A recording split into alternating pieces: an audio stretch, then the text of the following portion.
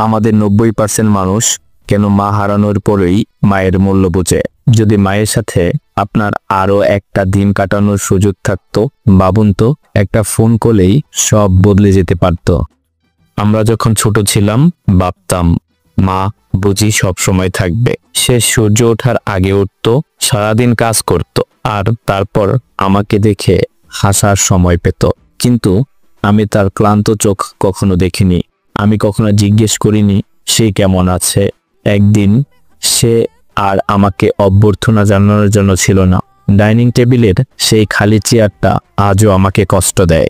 আপনার মা যদি এখনো আপনার সাথে থাকেন, তাকে জড়িয়ে ধরুন, তাকে বলুন আপনি তাকে ভালোবাসেন। কালকের জন্য অপেক্ষা করবেন না। ইস, যদি আরেকবার তাকে ধন্যবাদ বলতে পারতাম। যদি এই কথাগুলো আপনার মন ছুঁয়ে যায়, তাহলে আমার পেজ আর ইউটিউব